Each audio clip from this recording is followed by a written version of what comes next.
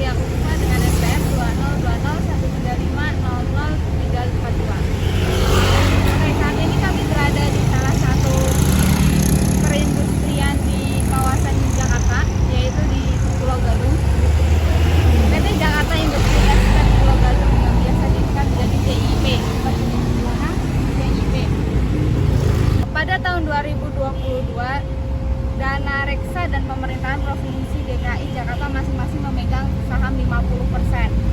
Kawasan industri ini didirikan pada tanggal 26 Juni 1973 dengan nomor IB 3-2-35-1969. Kawasan industri Pulau Gadung merupakan kawasan industri yang pertama kali dibangun di Jakarta. Berikut ini adalah kantor polisi subsektor kawasan industri Pulau Gadung. Kantor polisi ini berguna jika ada perizinan di sini agar langsung teratasi dengan cepat.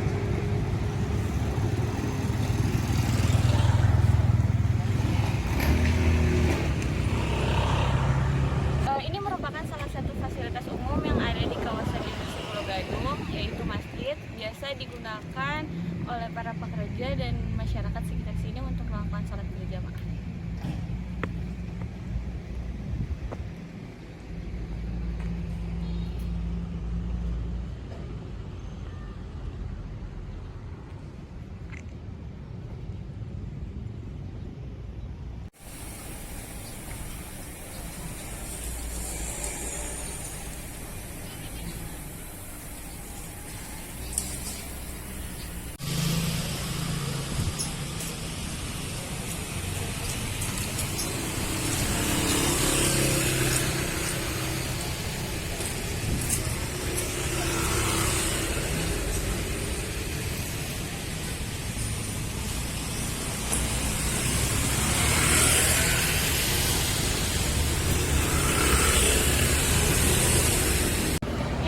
Adalah salah satu fasilitas umum yang ada di kawasan Pulau Gadung, yang mana jika terdapat kebakaran di salah satu pabrik ini akan lebih cepat mendapatkan penanganan.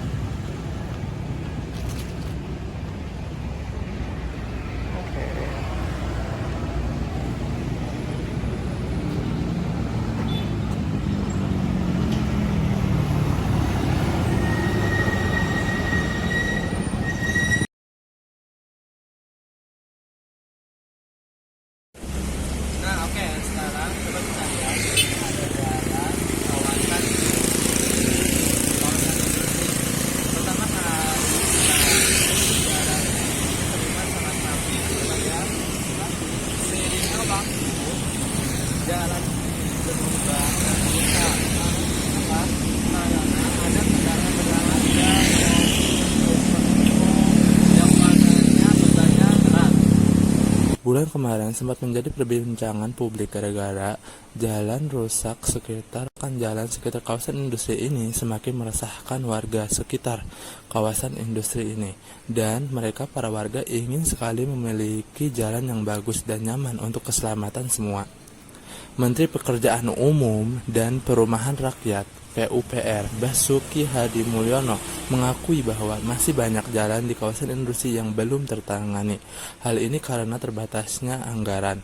Menurut Basuki, jalan-jalan di kawasan industri cenderung lebih cepat rusak karena kerap dilintasi kendaraan dengan beban berat. Namun anggaran dari daerah tidak terlalu kuat untuk menjaga kondisi kemantapan jalan di sekitar kawasan industri. Jalan kabupaten kota ini yang menuju kawasan industri jalannya banyak rusak karena anggaran. Bukan tidak ada prioritas, tetapi memang anggaran infrastruktur ini mahal, kata Menteri Basuki dalam konferensi pers usai ratas di Istana Negara. Itu saya kutip dari artikel ya. Dan di jalan tentu ada selokan. Ketika selokan itu dijaga sekali kebersihannya, tentu tidak menyebabkan banjir atau yang lainnya. Akan tetapi, ketika selokan itu tidak terurus dan pihak pabrik dan warga sekitar acuh, maka yang akan terjadi malah dampak negatif yang berpengaruh terhadap lingkungan sekitar. Dan adanya pabrik atau bangunan industri lainnya ya memang banyak manfaat bagi warga sekitar, tapi jangan lupa ada dampak negatif juga. Salah satunya yang tadi dijelaskan yaitu jalanan rusak, selokan bisa terhambat airnya, dan ada lagi kemacetan karena disebabkan banyak kendaraan yang lalu lalang melintas di sekitar kawasan industri ini juga mengganggu kenyamanan warga. Yang berikut adalah kawasan masyarakat, perumahan-perumahan yang ada di sekitar kawasan industri Pulau Gadung, tepatnya di Jalan Rawageni, dengan kondisi yang lumayan padat akan penduduk dan perumahan seperti yang ada di belakang.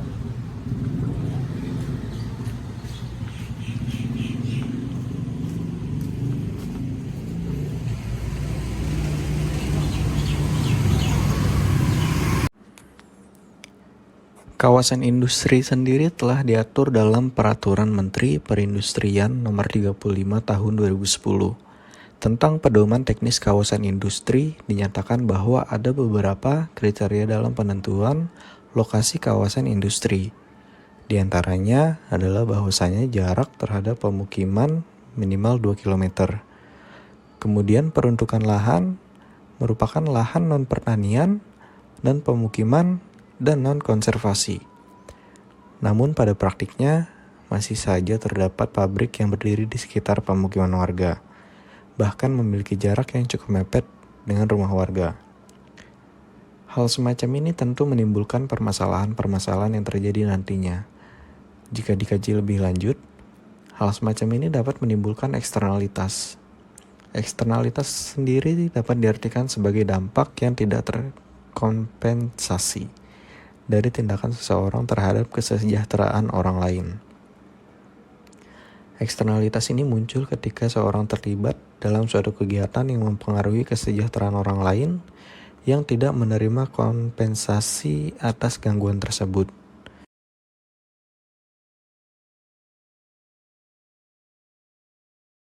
Saya berada di kawasan industri, salah satunya adalah pabrik mineral. Di sini ada banyak sekali kawasan industri seperti PDAM mineral, pabrik besi, dan lain sebagainya.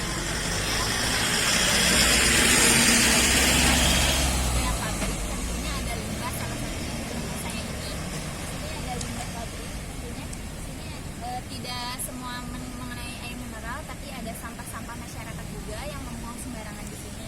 Tentunya ini sangat berbahaya bagi lingkungan, terutama adalah pencemaran tanah, pencemaran air, pencemaran udara, dan lain sebagainya.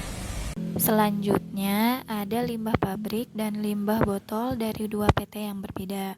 Untuk limbah pabrik yang pertama yaitu berbentuk air. Nah, air ini memang membahayakan, tetapi pabrik tersebut diuji dulu, diolah dulu menggunakan ikan. Jadi setelah airnya jernih, setelah bersih dan tidak membahayakan warga dan tidak menimbulkan pencemaran air tersebut dibuang ke lingkungan warga. Jadi air tersebut tidak membahayakan dan tidak menimbulkan pencemaran air. Selanjutnya untuk limbah yang kedua yaitu limbah botol.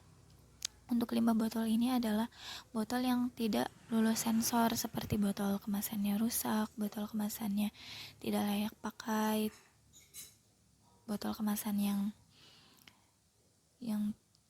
rusak. Nah, botol tersebut ditimbun di daerah di belakang atau di daerah pemukiman warga. Dan setelah itu botol tersebut bisa diolah kembali, bisa dijual atau dijadikan kerajinan atau apapun selainnya. Nah, tetapi botol tersebut menimbulkan pencemaran lingkungan karena banyaknya botol kemasan atau botol minuman yang tertimbun di daerah rumah warga yang menyebabkan tanah tidak subur.